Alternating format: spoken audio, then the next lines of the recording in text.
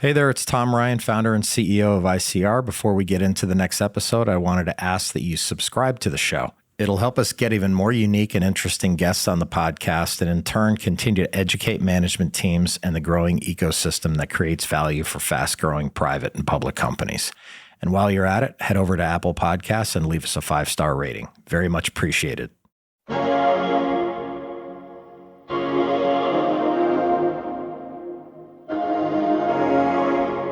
The point is that there was sports, there was business going on there, but there was something bigger happening.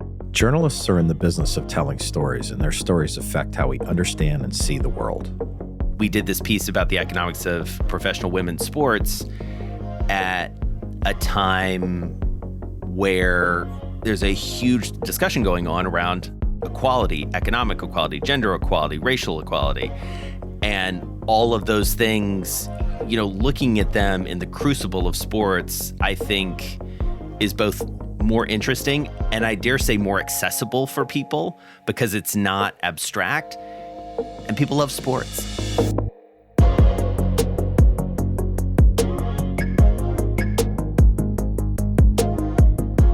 Being a public company can be hard. Small missteps can have outsized consequences. I'm Tom Ryan, founder and CEO of ICR, and over the last 20 years, we've helped thousands of companies understand and navigate the stock market and the media. We'll demystify these and other increasingly complex stakeholder groups so you can focus on what you do best, building your company and unlocking your true potential. This is Welcome to the Arena.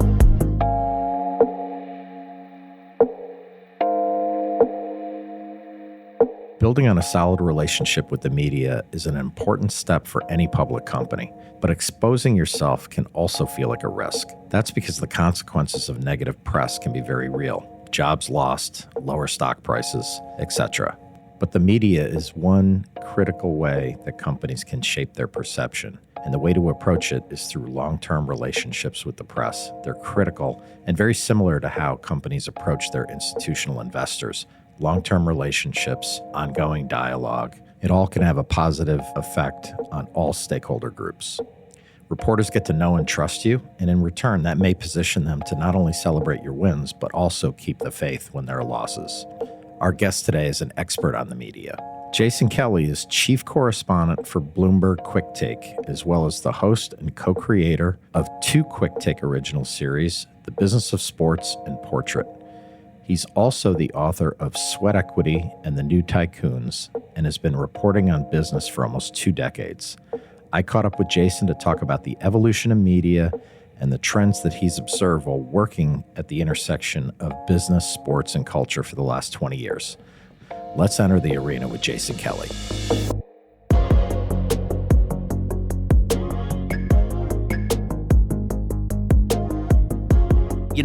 What my mom would tell you is that she signed me up for a creative writing class when I was 5 years old, and from then on, I wanted to be a writer.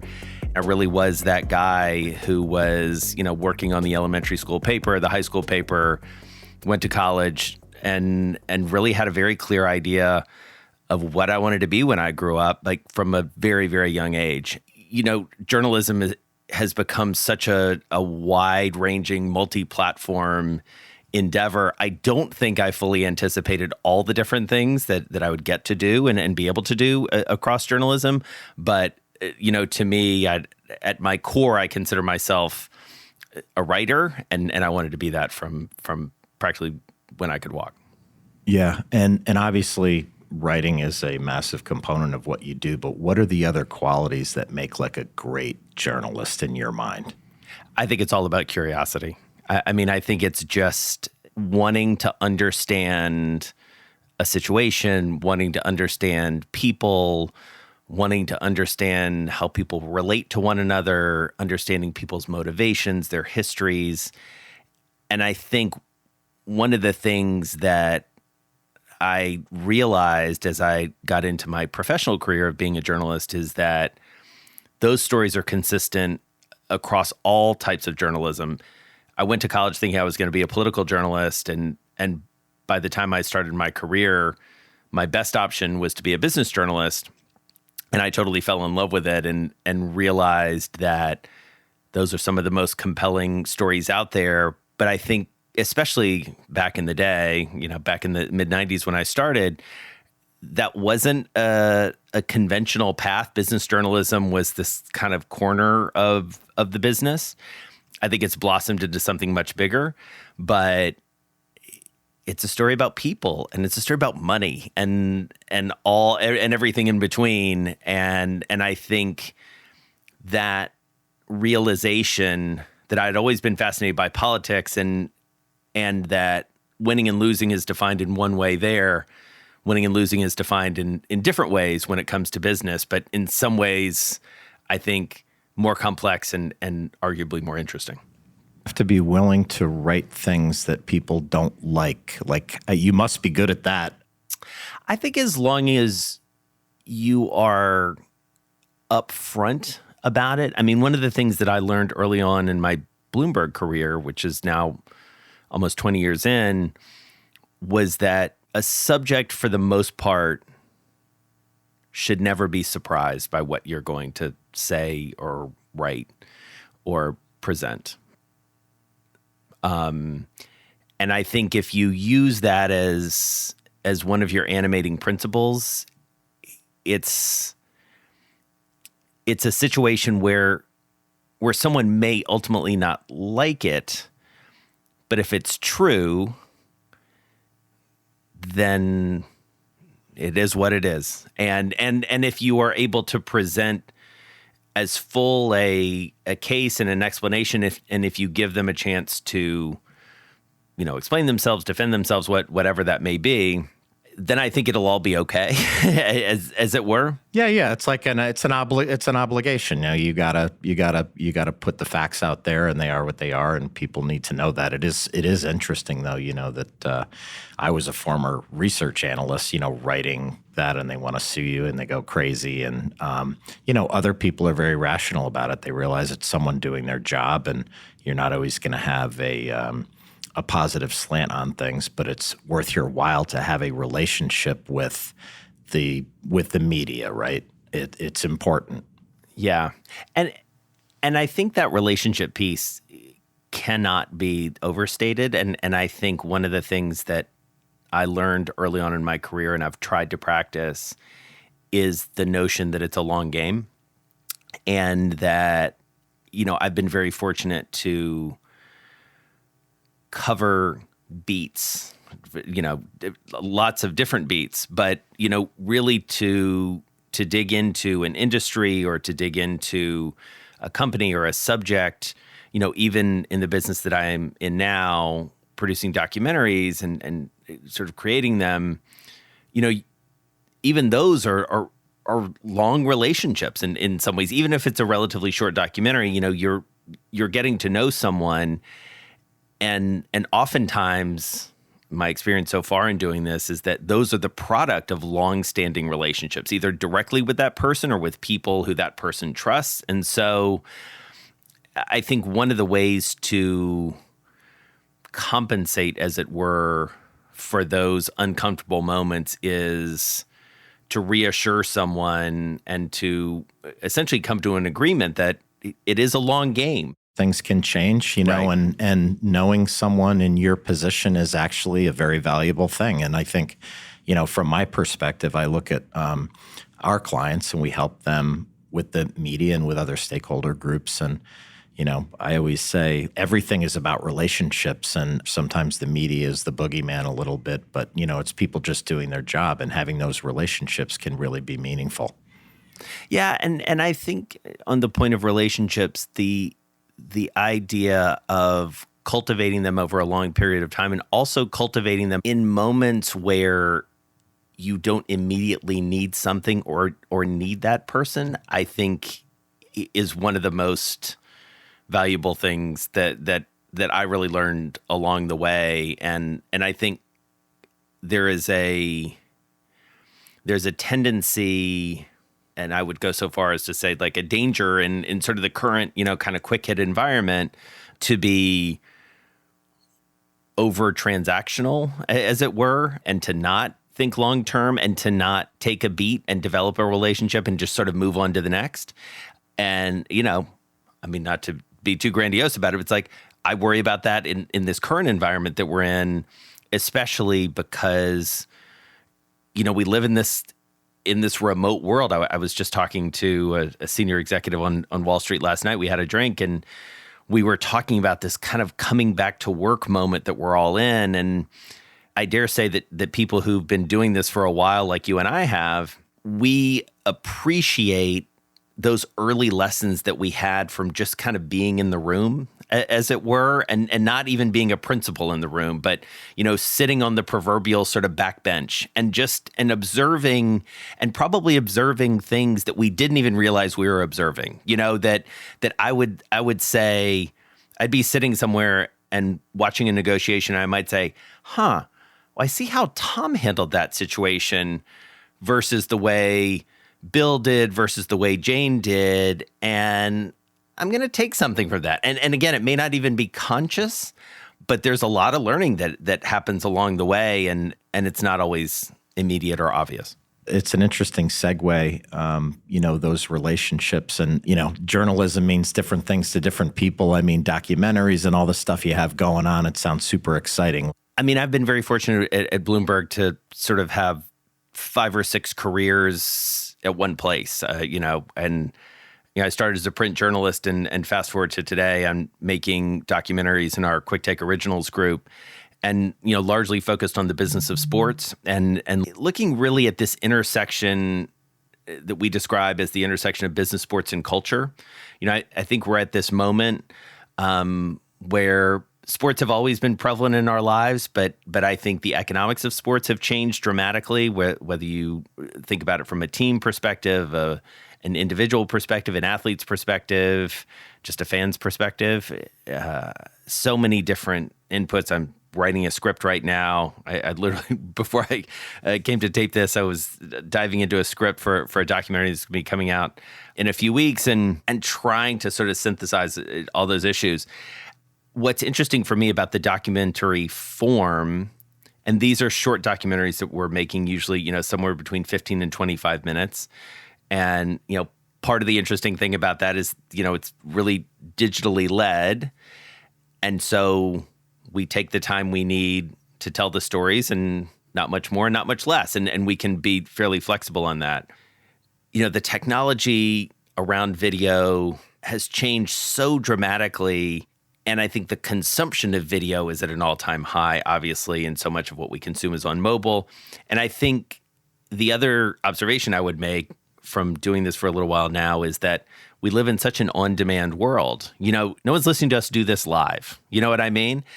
They're all going to consume it in their car, on a run, on a treadmill, on a train, a bus, a plane, whatever that may be. And I think that's been one of the real insights for me, is to be able to tell the stories in the time that I need to tell the stories and present them in such a way that the consumer of them, the audience of those documentaries or those stories, can consume them in the time that they want to consume. You know what I mean? It's such a different, in many ways, obvious but different way of thinking. And when I think about where I started in my career at, in newspapers to now, it's a journey.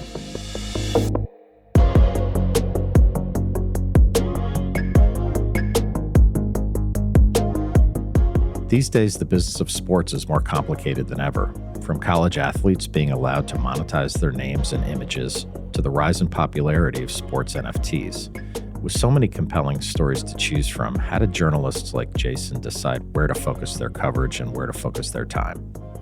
I think that the best and cleanest answer to that is probably the culture piece of it and the broader societal piece of it. I think the work that we've done over the past year, and so we did a 4-episode run that we released in the spring, and we did a 4-episode run that we released in the fall. And if you go across those 8 episodes, whether it's Americans investing in English football clubs, whether it's the changing nature of college athletics, so to your point, we did a piece about that, whether it's the UFC, a deep dive we did into the UFC, or whether it's the economics of professional women's sports, all of them speak to the notion that yes, there's money and yes, there's sports, but there's something bigger going on. There's some reflection of the world at large. There's some reflection of a change that's happening. The very first episode that we did of this series actually took me back, unfortunately, virtually, because it was last February, to my hometown of Atlanta. And we looked at the role that the Atlanta Hawks, the Atlanta Dream, and the Atlanta Falcons all had on the 2020 election. And, this was an election, and we're talking about Georgia again now in the headlines as we look toward 22. But, Georgia in many ways was this microcosm of the nation. And ultimately what happened there helped decide the presidency and the balance of power because of the two Senate seats that were up there. What was less known, I think, was that it was Atlanta where the president of the Atlanta Hawks, Steve Koonin, longtime Atlanta executive, made the decision, had the idea, and then was able to execute it to open State Farm Arena, the Hawks' home court, which was obviously not being used because basketball was on hold. It was in the bubble at that point, as a massive voting precinct. So 40,000 people voted at State Farm Arena in an election that turned on 12,000 votes. So that's a long answer to your question, but the point is that there was sports, there was business going on there, but there was something bigger happening. We did this piece about the economics of professional women's sports at a time where there's a huge discussion going on around equality, economic equality, gender equality, racial equality, and all of those things, looking at them in the crucible of sports, I think is both more interesting and I dare say more accessible for people because it's not abstract. And people love sports. I mean, not to be too silly about it, people love their sports teams. I mean, you and I could, I'm sure, go down a rabbit hole about our favorite college and pro teams and rising and falling on, how they're doing at any given time. Because it's live and authentic. But, I'm so curious of your opinion on this next question, which we briefly talked about ahead of time, which was A, the documentary format, B, merging that with sport. And maybe the last part of the question is the different techniques that are changing the documentary formats. Give us your opinion on The Last Dance and how that, kind of blasted a hole through the universe during COVID and kind of changed that format in your opinion, because super interesting. Yeah, listen, I think we will look back on The Last Dance as this seminal moment in filmmaking and certainly documentary filmmaking for a couple reasons. I mean, I think one, from an almost technical perspective, or from a technical perspective, it showed you the value of an archive. And, there was all this footage that they were able to sort of bring forth that I think, I know, started to have other people think about, oh, well, what do I have? Were we recording that? I mean, I think that was one element that really sort of opened people's eyes about Last Dance. I think because we were all literally a captive audience, the viewership was, off the charts. And I think a lot of Michael Jordan's personality came through. The other thing, from a very somewhat parochial perspective, that we've shamelessly used and to the point where we just call it the Jordan move in some of our documentaries, is the notion of recording an interview with someone and then showing a part of that interview to the subject of the documentary. I have to say, it's an amazing tool. It's an incredible thing. It was one of the coolest moments in The Last Dance when they handed him Isaiah Thomas speaking about it. And you're like, you can't fake that reaction, right? No. So I think so many things sort of changed. I think there also, I dare say, was a validation of something that we had been thinking about, which is this notion of how culturally and economically relevant these major sports figures are. And in many ways, if you think about what that era foretold, and I may be taking this a step too far, but if you think about what we've subsequently seen and what we saw in the summer of 2020 around athlete empowerment and the strong voice that athletes have in broader society, you think about something like More Than a Vote, which was the operation that LeBron James and others sort of stood up to rally people to get to the polls. The cultural relevance of sports is massive.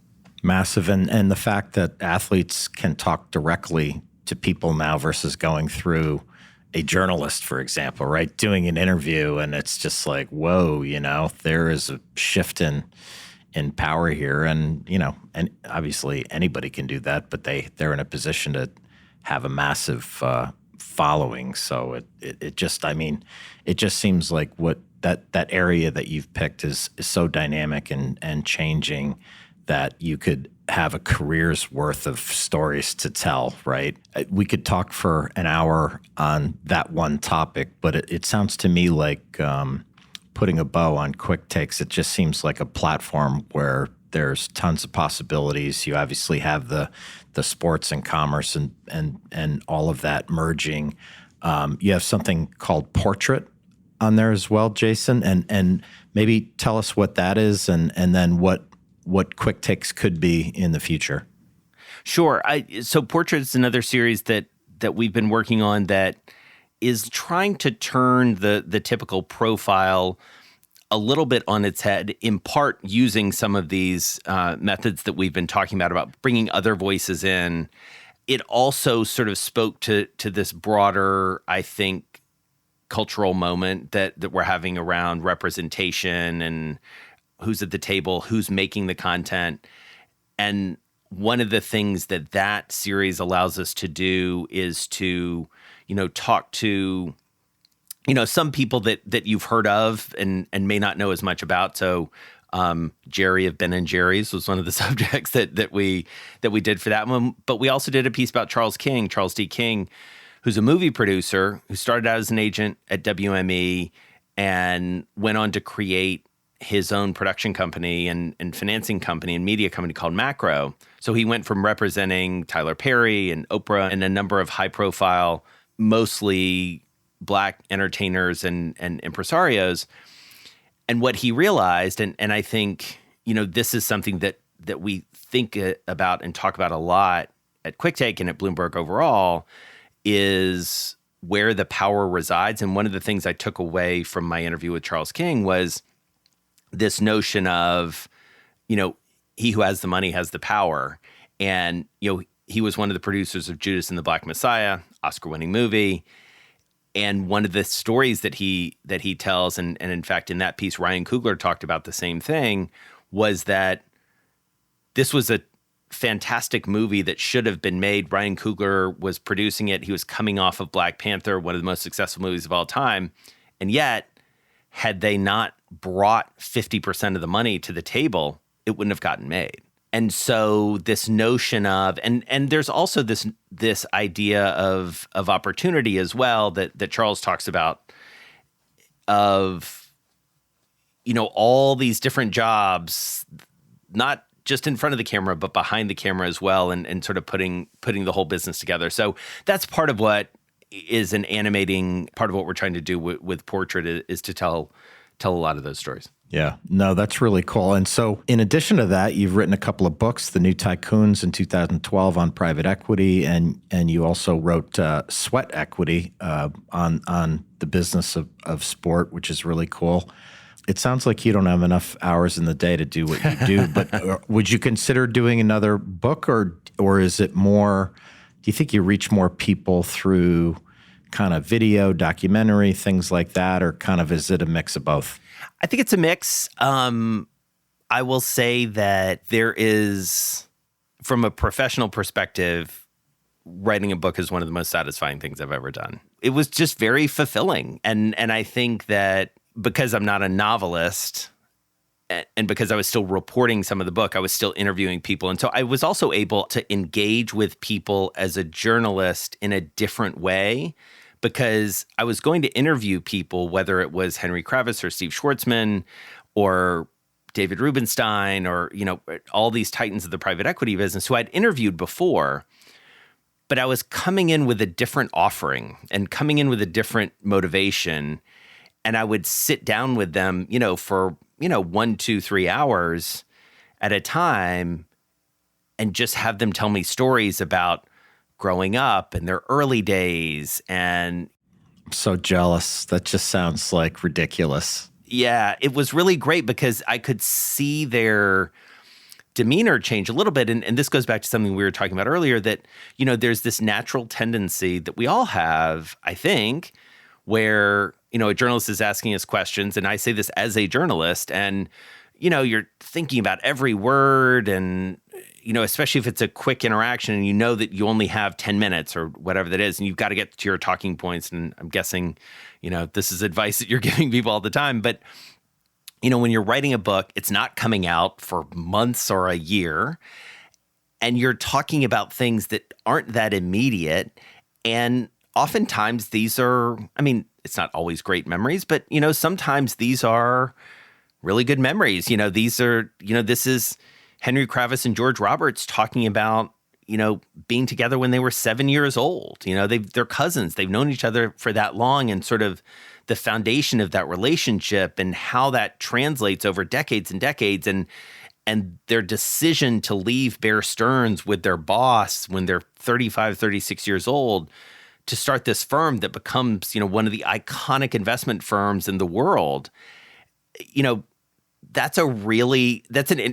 fascinating to me, but I dare say it's an interesting conversation for them as well, to sort of reflect on that. So I think that's part of why I really enjoyed the book. And then, who was the most interesting person you interviewed during the new Tycoons, if you don't mind me asking, or something that just pops into your mind? The most interesting person is probably well known to anybody who's listening to this who's worked on Wall Street, but maybe less so for others.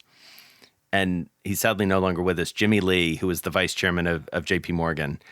So I walked in to see him when I was reporting the book, and I sort of laid out for him, and I said, so the primary kind of characters in the book from a firm perspective are Blackstone, Carlyle, KKR, and TPG.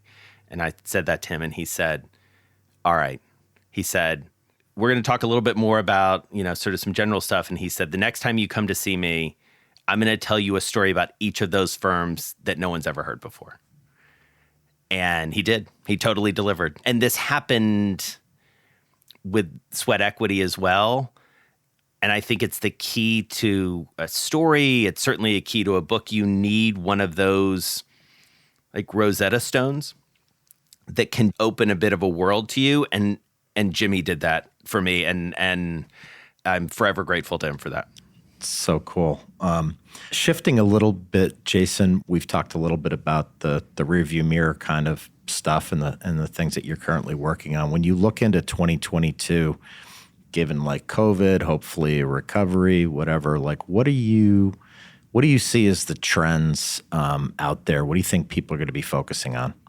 From a storyline perspective, in our personal lives and in our work lives, we're going to continue to be asking big questions about who we are, what we want to do, where we want to do it, for whom we want to do it, with whom we want to do it. I mean, I've been doing this for a few decades. I've never seen a moment like this, not after 9/11, not after the dot-com crash, not after the Great Recession. There's a lingering effect to this, and obviously we're not out of the pandemic yet, but I think whether you're talking about Great Resignation, whether you're talking about migration to different parts of the country and different parts of the world, whether it is the perennial tension that happens among generations, all of it's heightened at this point. I have very few conversations these days, whether it's with Wall Street folks or sports folks or anywhere in between, that don't somehow revolve around how their day-to-day lives are different. Our relationship with our employers, like everything's changed. And There's like a permanence to it all, right? Yes.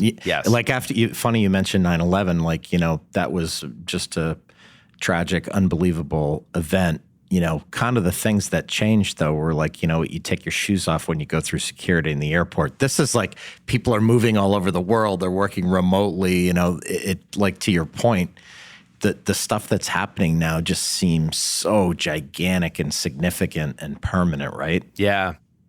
From the perspective of what I do as a journalist, I think 22 continues to be a year for all of us to experiment and to try new things. I'm a huge believer, as I said earlier, in this notion that we are living, for the most part, in an on-demand world. And again, I really have the benefit of some almost focus groups around my own dinner table, and I'm sure you do too, about watching how kids consume things today, and candidly how adults consume things today. I think about, my 18-year-old who's a freshman in college, he's heard me quote him before about this. He came in to our house, I don't know, a year ago, and said, and by the way, this is when I still had a radio show. He's like, "Who listens to the radio?" Because his point was, he gets into the car, he plugs in his phone, he listens to Spotify. Yeah, he's either listening to a podcast or a playlist or whatever that is. We cut the cord. I love sports, as is clear from this conversation, and I definitely still watch live sports. Yeah. But everything else I consume when I want to. I watch Succession when it's convenient for me, and I'm not going to stay up till 10 to watch Curb Your Enthusiasm. I'm going to watch it the next day. 100%. So I think that media shift that was underway, was accelerated by the pandemic, certainly changes what we do as journalists, and then everything around journalism and consumption and media and all of those things continues to change. So we have a lot of, as we mentioned before, a lot of CEOs and C-suite types who may listen to these podcasts. Like, what advice do you have for CEOs in an era of immediate information? You can lose your job over anything. Crisis situations can unravel. Like, what kind of advice do you give fast-growing, volatile companies about dealing with the media and doing that in the right way? To echo something we talked about earlier, I think realizing it's a long game, as hard as that is at times, is something to really keep in mind. Except in, egregious cases, often the world moves on very fast from, a mistake or a misstep or whatever that may be. It doesn't feel like it in the moment, and then suddenly the world has moved on to something else. I'll give you an example that is, I think, quite benign. When Lincoln Riley went from Oklahoma to USC, it was all anybody could talk about until Brian Kelly went to LSU. It was literally like within 24 hours. Right. Everyone, like it was like a cartoon where the mass of people just like to the next story. It was incredible. Yeah. I think the other advice, which may feel counterintuitive, but is paired with this notion of it being a long game, is that I think CEOs, and I'm 100% talking my own book here as someone who makes, short to long form documentaries. Totally get it, as you should. I think that in an era where you're tempted to say less, saying more often works out a lot better. And I'll tell you why. I have seen now in this work how over the course of several conversations, people start to become not just more honest, but candidly more likable. Yeah, and I think that oftentimes a CEO is so focused on very well-developed and well-consulted, I'm sure, talking points. But, this is a person, a man or a woman who is like living this business day to day and has so many insights and a lot of nuanced insights that may take some time to sort of work through and get to. But often, and you know this better than anyone, CEOs are scheduled to the minute. And so they don't really take the time. And I say this again, having been the beneficiary of late of people who've essentially said, okay, I'm in.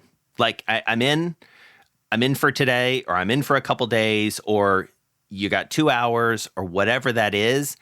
And the quality of the product, not just for me, the quality of the end product for them, how they look to the world is so much better. I can't even describe it to you. It's so much better.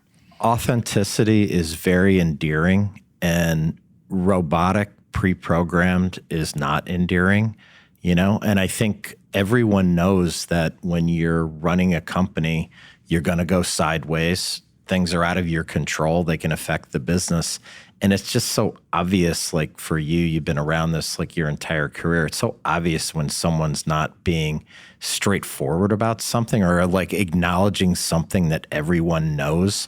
You could have a company where the stock price has gone down 50%, whatever the reason is, things out of the company's control. And it's this relentlessly positive conversation, and, acknowledging where you are, acknowledging, sometimes the story isn't things are amazing, but you know what, we're in a turnaround phase, and we're in phase 1 of 3 phases, and it's going to be great. And, pay attention to us and keep your eye on us. You kind of leave that interview, or you leave that interaction kind of like, I like that woman, or I like that guy, like they're being straightforward. Like this is someone I can trust to tell me what's going on. And I always thought that was a good quality of Jamie Dimon in a way, where he kind of almost didn't care. Like he'd be like, yeah, you know what, things aren't good right now. Or, and people are like, okay, I can make decisions based on that information. So my last question, Jason, what's the most interesting story that you ever worked on, or what pops into your mind?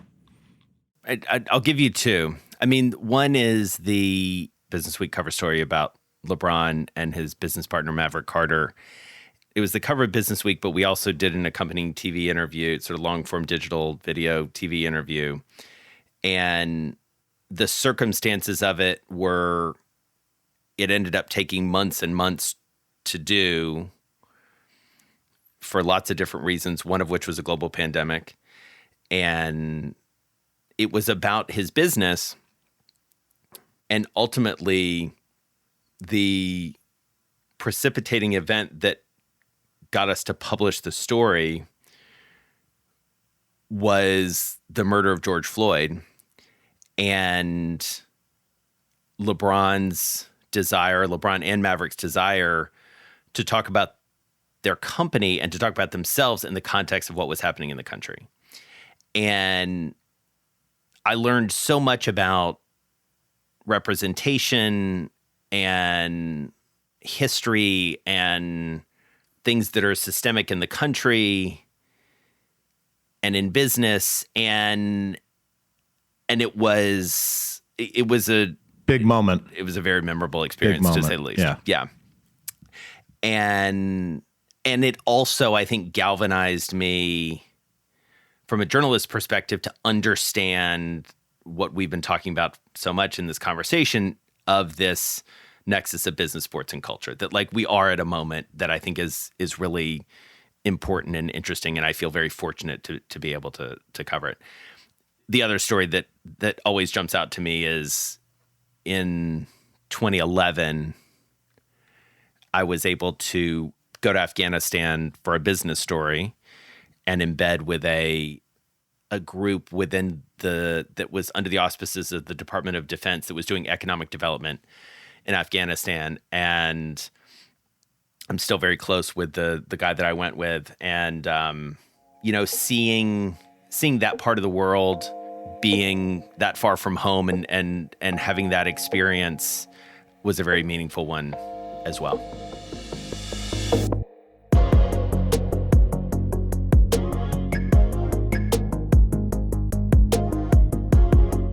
As we heard from Jason today, winning in the court of public opinion is a long-term proposition. And honestly, it's usually your best tool to shape perception. Sure, it's easy to shy away from the press, but if you can develop relationships over time, your brand will definitely be better off. As we always say, if you don't tell your own story, somebody else is going to tell it, and you probably won't like the outcome.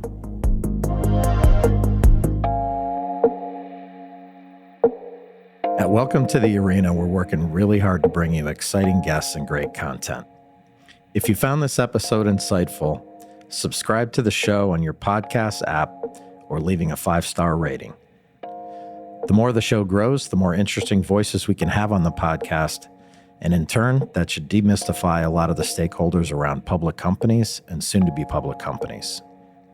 I'd like to thank Jason Kelly of Bloomberg for coming on today. He's an amazing storyteller. Please check out some of the QuickTake documentaries that he's put together. They're fascinating, well-reported, and you can finish them during your lunch break. We'll see you next time, back in the arena. References to specific stocks are not intended to be recommendations for specific trading behavior. Comments presented on this podcast are intended for informational and educational purposes only, and do not represent opinions or recommendations on whether to buy, sell, or hold shares of a particular stock. All investors are advised to conduct their own independent research into individual stocks before making a trading decision. In addition, investors are advised that past stock performance is no guarantee of future price performance.